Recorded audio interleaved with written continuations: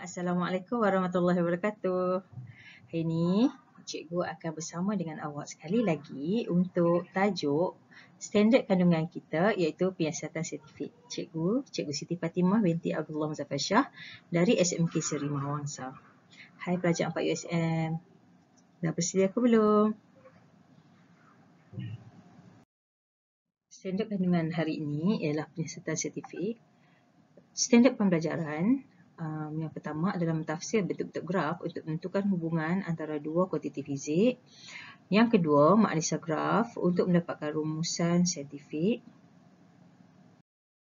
Dan yang ketiga, menjalankan penyiasatan saintifik dan menulis laporan lengkap melalui eksperimen badu ringkas. Untuk graf yang pertama, kita tengok bentuknya adalah garis lurus. Okey, kita tengok pada sini. Garis lurus yang melalui asalan. Perkataan melalui asalan ni membawa maksud garisan yang hujung ni kena pada kosong. Okey, dia kena pada nilai kosong. Dan kecerunannya adalah positif. Maksudnya dia makin meningkat lah. Semakin bertambah X, semakin bertambah Y. Semakin bertambah Y, semakin bertambah X. Dia meningkat. Dia kecurunan dia adalah positif. Jadi untuk graf ni kita akan sebut hubungannya adalah Y berkadar terus dengan X. Y dengan X ni hanyalah contoh bagi paksi. So kalau lepas ni kita ada kuantiti fizik lain, contohnya kita ada F ataupun dekat sini kita ada M. So kita boleh sebut F berkadar terus dengan M. So kita akan gantikan Y tu dengan apa saja kuantiti fizik yang ada pada paksi Y dan X pula dengan apa saja kuantiti fizik yang ada pada paksi X. Untuk kecurunan kita mesti buat satu segitiga bersudut tegak, sudut tepat macam ni. Kemudian kita akan labelkan dua titik. Titik yang pertama adalah X1, Y1. Letaklah nilai. Mungkin kat sini awak ambil bacaan. Katakan sini bacaan dia 2, sini 1. So 2, 1. Jadi 2 ni di paksi X. Jadi ni adalah 2. Y1, 1. Okay. M ni katakan unit dia kg. F unit dia Newton. Okay, ini contoh lah.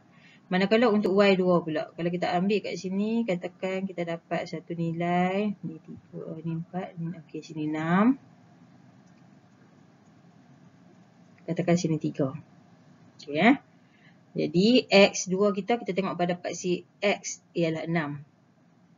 Y2 pula, paksi Y dia bagi nilai 3. Jadi kalau nak cari kecurunan, kita akan guna formula Y2 tolak Y1 per X2 tolak X1. Okey, jadi masukkanlah nilai. Y2 kita kat sini adalah 3. Okey, Y2 tolak Y1 bahagi dengan X2 tolak X1. Okey, Y2 nilai dia 3. Tolak dengan Y1. Y1 nilai dia 1. Letak kurungan, tengok apakah unit pada paksi X. Pada paksi Y. Yang atas tu paksi Y. So kita letak Newton kat situ. Bagi dengan X2. X2 adalah 6. Tolak dengan X1, 2. Okay, unit untuk nilai pada paksi X adalah kg. So 3 tolak 1 dapat 2. 6 tolak 2 dapat 4. So 2 per 4 N kg negatif 1. Tak boleh tulis dalam bentuk pecahan. Kena tekan kalkulator sampai dapat perpuluhan. So kita akan dapat 0.5 N kg negatif 1. Okey, macam tu. Di persamaan garis lurus, kita hanya akan dapat Y sama dengan MX. Okey. Tak ada kecurunan. Tak ada pintasan. Sebab dia bermula dengan asalan. Untuk graf yang kedua, graf ni dia lain sikit daripada yang tadi. Dia ada beza sikit sebab dia tidak melalui asalan. So bila tidak melalui asalan, maksudnya dia ada pintasan pada paksi Y. Bila ada pintasan, dia ada satu nilai lah dekat paksi Y tu, kita panggil dia C. Okey. Kecurunan graf sama juga. Cara nak cari kecurunan graf kena ada satu segitiga. Kemudian daripada segitiga tersebut kita akan label dan masukkan dalam formula. Dan pintasan Y tadi kita kata dia C. Sebab apa? Sebab dia tak kena pada kosong. Dalam kes yang pertama tadi pintasan Y kosong. Sebab apa? Dia memang kena pada kosong. Dia kena pada asalan. Yang ni tak kena pada asalan. Jadi dia ada nilai bagi pintasan. Okay. So nilai pada pintasan tu kita letak simbol dia sebagai C. Kalau lepas ni ada nilai, ganti je lah nilai tu. Jadi persamaan gaya lurus berbeza dengan yang berkadar terus tadi. Yang ni nama dia Y sama dengan MX sama C untuk persamaan garis lurus. Sebab apa ada C? Sebab tidak bermula dari asalan, adanya pintasan. Jadi apakah hubungan antara Y dan X? Hubungannya adalah bertambah secara linear. Ingat tadi graf yang kena pada asalan namanya berkadar terus. Ini graf tak kena pada asalan, nama dia bertambah secara linear. Untuk graf yang ketiga. Nampak macam nak sama kan? Tapi perasan tak? Dia punya kecerunan dia semakin berkurang. Jadi kat sini kecerunan dia negatif. Bila kecerunan dia negatif, ada sedikit perbezaan. Okay? Jadi, di sini nama hubungan antara Y dan X, Y berkurang. Tadi bertambah kan? Sekarang ni berkurang secara linear. Cara untuk cari kecerunan sama, cuma nanti awak akan dapat jawapan dia negatif. Okay? Dan selalunya untuk tidak melalui asalan macam ni, tak melalui asalan lah sebab takkan dapat kosong kan? Mesti ada pintasan. Jadi, dia punya persamaan gaya lurus dia, Y sama dengan MX tambah C. Cuma beza dia, M dia tu nanti dapat negatif. Okay, graf keempat, garis melengkung melalui asalan dan mempunyai kecerunan. So, kita sebut dia punya hubungan tu, kita kata Y bertambah dengan X. Yang ni senang lah. Y bertambah dengan X. Kita ingat yang tu je. Dan kita nampak kat sini, dia melengkung dan kecerunan dia positif. Bila kita kata kecerunan positif ni, maksudnya dia semakin bertambah walaupun kita nampak kecerunan tu dah makin kurang kan. Tapi dia still meningkat lah. Okay, dia still sebenarnya macam tu, lebih kurang macam tu lah. Cuma dia melengkung. Okay, so nama dia bertambah dengan X. Graf kelima, garis melengkung tidak melalui asalan dan mempunyai kecerunan negatif. So yang ni nama dia Y berkurang dengan X. Okay, graf keenam, garis melengkung dan kecerunan dia negatif tidak memintas pada paksi. Ni macam dekat paksi yang sebelah ni, sebelah sini. Dia tergantung, nampak macam tergantung macam tu dan bentuk dia melengkung. Okay. Yang ni kita boleh letak juga, boleh convert dia jadi macam ni. Syarat dia kita ubah pada paksi. So, X akan jadi 1 per X. Jadi, bila kita jadikan dia 1 per X, maksudnya X tu kita dah songsangkan. Okay. Kalau ikutkan yang ni, kalau ikutkan bentuk ni, sebenarnya bentuk songsang. Bentuk melengkung macam ni adalah bentuk songsang. Jadi, maksudnya hubungan antara Y dengan X ni, dia berkadar songsang. Ini disebabkan kalau kita tak melukis bentuk songsang tu, kita letakkan X ni sebagai songsang. Jadi, bentuk graf dah tak jadi songsang. Sebab kuantiti fizik sahaja yang kita songsangkan. Jadi bentuk graf kita nampak lurus dan melalui asalan. Jadi sekiranya awak tak mahu sebut Y berkadar songsang, awak juga boleh sebut Y berkadar terus dengan 1 per X. So bila kita tengok berkadar terus dengan 1 per X, maksudnya dia songsang lah sebab 1 per X. Nama lain dia adalah Y berkadar songsang dengan X. Macam tu. Okay, jom kita try aktiviti 1.2, iaitu membincangkan bentuk graf yang menunjukkan hubungan antara dua kuantiti fizik. Kalau awak ada phone, awak boleh scan, tapi cikgu dah bantu awak untuk scan dan cikgu dah bagi pada awal sebelum video ini cikgu bagi. Okay, sepatutnya awak dah print dari tadi lagi. Muat turun lembaran kerja aktiviti 1.2. Okay, ini aktiviti dia. Okay, bentuk graf. Garis dia lurus ke melengkung? Kita tanda lah. Okay. Garis yang pertama ni. Jadi kita tengok. Garis dia lurus tak? Yes. Dia lurus. Melengkung tu tinggal lah. Adakah dia melalui asalan? Ya. Kecerunan dia positif ke? Dia makin naik ataupun makin turun? Makin naik. So dia adalah positif. Tafsiran maksudnya hubungan. Hubungan. Hubungan antara paksi Y dan X. Okay, kita sebut dulu apa dia duduk kat paksi Y. Okay, arus. Arus, lepas tu kita tengok, kena tak dekat kosong? Kena, so kita kata arus berkadar terus dengan, okay, apa yang dekat paksi Y ni? Voltan. Okay. Arus berkadar terus dengan voltan. Okey, seterusnya kalau kita tengok macam ni, dia kena pada asalan. Tetapi garisannya melengkung. Melalui asalan, ya. Kecurunan dia positif. Tapi adakah dia berkadar terus? Dia tak berkadar terus dan dia juga tak meningkat secara linear. So, kita kata arus bertambah dengan voltan. Arus bertambah dengan voltan. Macam tu. Okey. Untuk bentuk graf yang seterusnya, ini adalah garis lurus. Okey. Dia tidak melalui asalan. Dan kecurunannya negatif. So, bila lurus saja, dia ada dua. Sama ada berkadar terus ataupun secara linear. So, yang ni kita nampak dia berkurang. So, kita sebut dulu apa yang duduk kat paksi Y. Kita sebut voltan. Berkurang secara linear dengan apa ni? Dengan arus. Okey, jom.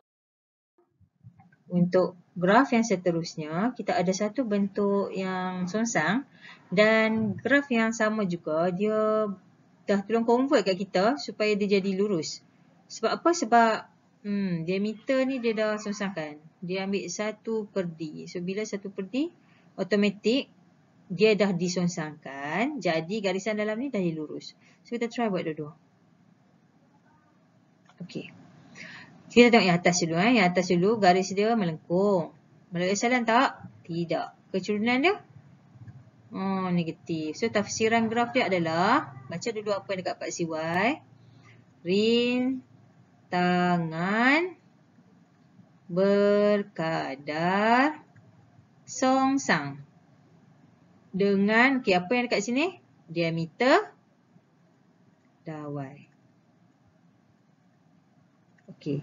Kalau kita nak jawab soalan macam kat bawah ni, pun boleh juga.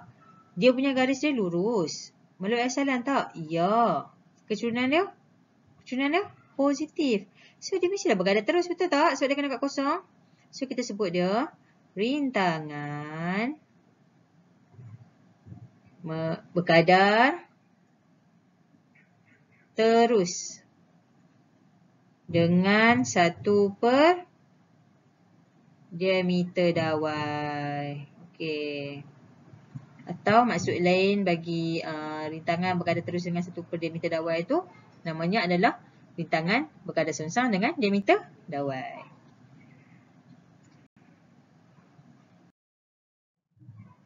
Sekarang kita dah masuk bahagian seterusnya, iaitu kita kena pandai menganalisis graf. Tadi kita nak kenal bentuk graf dan hubungan dia.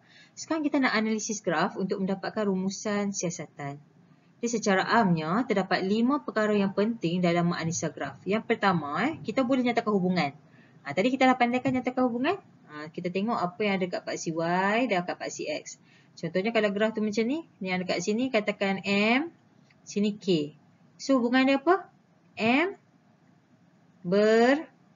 berkadar langsung atau berkadar terus dengan K. Yang itulah nyatakan hubungan. Ada banyak lagi hubungan-hubungan lain. Meningkat secara linear, berkurang secara linear, bertambah, berkurang. Itu semua adalah hubungan. Awak dah pandai dah tahu. Sepatutnya awak dah pandai. Kalau setakat sekarang ni tak boleh lagi, awak patah balik, tengok balik untuk slide yang awal tadi.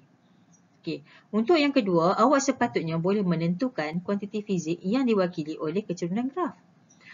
Sebab itulah dalam kita punya persamaan tadi, cikgu ada suruh awak letakkan kurungan dan unit dekat ujung ni. Contoh cikgu bagi kat awak, katakan di sini cikgu letakkan unit meter. Bawah ni, sini katakan meter. Dan paksi X dia katakan unit dia saat. Ni contoh. Okey. Katakan ni panjang. L meter time saat. Okey. So meter bahagi dengan X, maknanya meter. Meter tu adalah unit yang duduk dekat paksi Y. Bahagi dengan S, unit yang ada dekat paksi X. So apa yang kita dapat ialah unit akhir dia MS-1. Jadi kecurunan ni sebenarnya mewakili H laju. Itu dah sebabnya kita kena pandai tulis kecurunan termasuklah unit dia. Sebab apa? Sebab kecurunan boleh menentukan apakah kuantiti fizik yang diwakili oleh dia. So, ini membantu kita lah. Kalau awak tak pandai letak unit dan awak tak pandai convert balik, MS-1 tu datang dari mana? M per S, S naik atas balik jadi MS-1. Okey. Jom imbas kembali kecurunan dan pitasan. Tadi cikgu dah bagi kat awak satu contoh dan kalau awak tak ingat awak boleh scan dan cikgu dah keluarkan hasil berscan tu di sini. Di sini imbas kembali kecurunan ialah nisbah jarak mencancang kepada jarak mengufuk. Apakah jarak mencancang? Jarak mencancang adalah nilai yang berada pada paksi Y dan jarak mengufuk pula ialah nilai yang ada pada paksi X. Nilai tu nilai apa? Nilai segitiga yang kita buat tu. Apa jarak dia? Okey, inilah jarak dalam segitiga yang kita pilih. So, kalau segitiga kita tu besar, so jarak dia pun akan jadi besar jugalah. So, sebaik-baiknya nanti, kalaulah ada soalan yang berkaitan cari kecurunan, kita akan lukis satu segitiga yang cukup besar. Supaya jawapan untuk kecurunan kita lebih baik. Okey. Jadi, kecurunan adalah jarak mencancang bagi jarak mengufuk ataupun formula dia. Kalau lupa cikgu bagi balik. Y2 tolak Y1 bahagi dengan X2 tolak X1. Lepas ni, cikgu assume awak dah boleh hafal formula untuk kecurunan. Okey. Sekarang, jom kita tentukan luas di bawah graf yang mewakili satu kuantiti fizik. So, kenapa nak cari luas di bawah graf? Tadi kita dah cari kecurunan.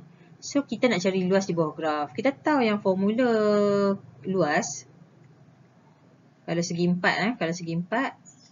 panjang, darat, lebar. So, yang kita nampak sekarang ni segitiga kan? So, kalau segitiga, dia punya formula dia setengah darat panjang, darat lebar. So, dalam kes kita ni, setengah kita darat dengan nilai untuk Y ni. Dan darat dengan nilai pada paksi X. Jadi, jangan lupa sekali dengan unit dia. Katakanlah unit dekat paksi Y ni ialah kg, dekat X ni ialah MS-1.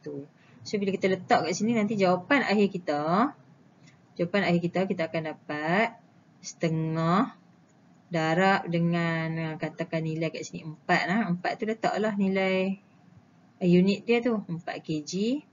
Darab dengan apa yang dekat paksi X, katakan 2 MS-1. So, jawapan akhir kita nanti akan dapat 4 kg MS-1. So, ini akan mewakili momentum. So, momentum formula dia P sama dengan MV. Jisim darat dengan laju. Jadi, bila kita pandai kira luas di bawah graf, automatik kita kena pandai juga tulis unit yang terhasil jika kita darab paksi Y dan paksi X. Okey, seterusnya awak boleh tahu apakah kuantiti fizik yang diwakili oleh luas. Okay, seterusnya kita nak tentukan nilai kuantiti fizik secara interpolasi. Apa interpolasi? Interpolasi ialah bila kita nak cari nilai berdasarkan graf yang telah diplot dan digaris. Jadi kita nak cari nilai yang dah dilakukan eksperimen dia. Sebagai contoh. Okey, sebagai contoh. Apakah nilai Y jika X sama dengan 3? Okey, kalau X sama dengan 3. Contoh, kita cari nilai X sama dengan 3 kat sini. Okey, sampai kat garisan kita berhenti. Kita belok pergi belah kiri ni guna pembaris elok-elok Cikgu buat saya ingat ni. Okey, so kita dapat 20. So, jawapan kita bila Y sama dengan bila X sama dengan 3, Y sama dengan 20. Macam itulah lebih kurang. So, awak kalau guna pembaris, jawapan awak akan lebih baik. Okay, ini yang kita panggil dari interpolasi. So, interpolasi ni sepatutnya awak boleh buat hanya menggunakan pensel dan pembaris. Kalau nak bagi clear, cantik lagi, boleh guna pensel warna. Tapi elakkan kita guna pen. Sebab kalau kita guna pen, salah kita nak padam tak boleh. Kalau awak guna pensel, kita boleh padam. Contoh soalan lain, dia tanya kita. Apakah nilai pada paksi X kalau Y sama dengan 30? So, kita pun buatlah interpolasi. Macam mana? Ambil Y yang 30 tadi. Ambil Y yang 30 tadi. Garis sampai kat situ. Belok ke bawah. Oh, rupanya bila Y sama dengan 30. X sama dengan 2. Tapi sepatutnya kita kena tahulah unit kat sini. Kalau kat sini katakan dia M, kg. Atas ni katakan V, ms negatif 1. Awak kena tahulah tulis sekali dengan dia punya unit. So kalau Y sama dengan 30. Okay, kalau Y sama dengan 30 ms negatif 1, apakah nilai X? So X kat sini ialah 2 apa? 2 kg. Macam tu.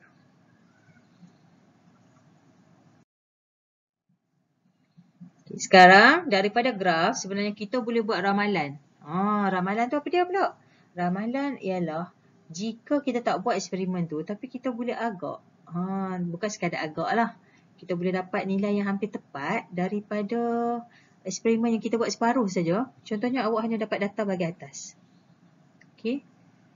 Kita dah buat dah eksperimen untuk nilai 2, 3, 4, 5. Tapi kita tak buat apa eksperimen kalau nilai negatif 1. Macam mana awak nak dapat? Kita boleh buat ekstrapolasi. So, ekstrapolasi ni adalah unjuran untuk kita ramal apakah nilai yang akan diperolehi sekiranya eksperimen itu dijalankan. Contoh lain. Contoh ni eksperimen. Kita buat banyak ni je nilai. Okay, kita buat sampai nilai 4. Bila nilai 4 dapat kat sini 2. So, kalau nilai dia 6, berapa? Jadi, awak pun kena try lah buat unjuran kat dia. Oh, kalau macam tu, nilai dia macam ni. So, yang ni yang kita panggil dia ekstrapolasi. Interpolasi adalah garisan yang memang dah wujud. Nilai memang dah pernah buat eksperimen. Kita cari dia punya pasangan. Nah, kalau ekstrapolasi, eksperimen tu tak buat lagi. Kita nak ramal dan kita buat unjuran untuk tentukan apakah kuantiti fizik yang dapat pada paksi yang sebaliknya. Okey, dah sampai di penghujung. So, untuk penerangan cikgu dah sampai kat sini je. So, awak punya kerja sekarang, awak kena jawab soalan ni ya. So, sila rujuk buku teks, muka surat 13. Dan satu lagi, jawab soalan ni, muka surat 16.